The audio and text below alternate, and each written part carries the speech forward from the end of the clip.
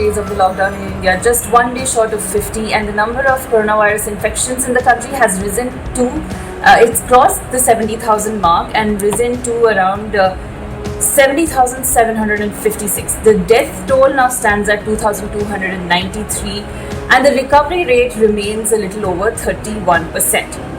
Now, yesterday in the meeting with the Prime Minister, chief ministers were rather cautious about lifting a lockdown.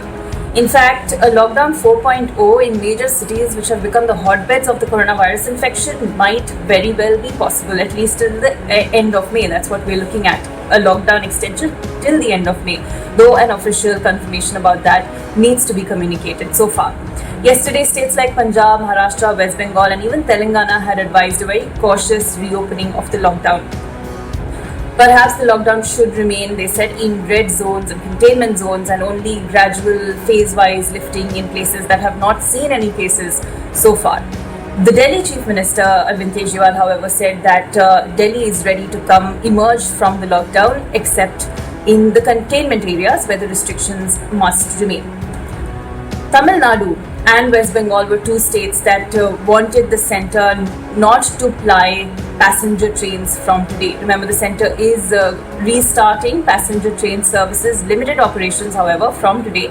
But Tamil Nadu and West Bengal have requested that this service be halted for now, because these states are seeing a surge in cases, and an influx of people at this point can really upset their entire containment efforts. Apart from that, chief ministers have once again wanted the centre to resume economic activities carefully, to reclassify red, orange and green zones, because they feel that the centre has not done its groundwork properly before classifying these zones into these places into different zones.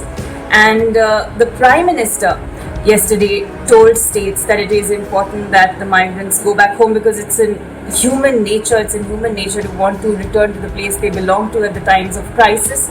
So this passage of the migrants back to their native towns needs to be a smoother process, and the states need to ensure that. The Prime Minister has also said that it is the biggest challenge right now in front of the country is to ensure that this infection does not reach our villages. Maharashtra Chief Minister Uddhav Thackeray, as before, has made a demand for central forces to be deployed in the state that is leading in the number of coronavirus infections in the country. Maharashtra is striving and at the same time also struggling to keep control on the number of cases that are rising every day, and the police force is overworked. They are not getting any rest. They're working round the clock. Many have contracted the infection. Unfortunately, a few have also succumbed. And to reinforce the police personnel, Uddhav Thackeray has asked for central help. In other news, the centre has now, in fact, before the Prime Minister's meeting yesterday, the centre had asked the chief ministers of various states to counsel the migrants and ask them to stop walking towards their homes. They're undertaking strenuous journeys, hundreds of kilometers long, back to their hometowns from the places where they work. And this is resulting in the loss of lives on the highways, on the railway tracks, and the centre wants the states to step in now and control this exodus of migrants, to keep the migrants where they are, give them arrangements, food, shelter, just keep them safe for this period of lockdown, ensure that they do not undertake these journeys back home.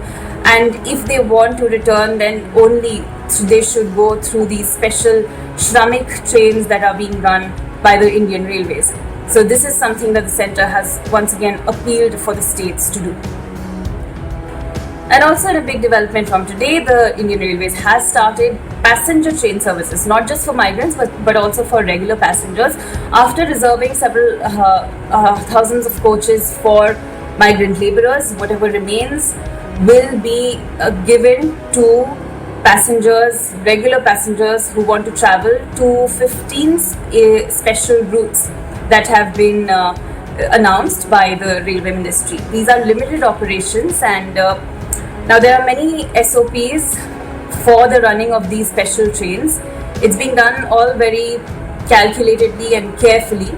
So every passenger has to arrive at least 90 minutes in advance, and entry will be stopped 15 minutes before the train leaves. All the passengers will be screened before entry.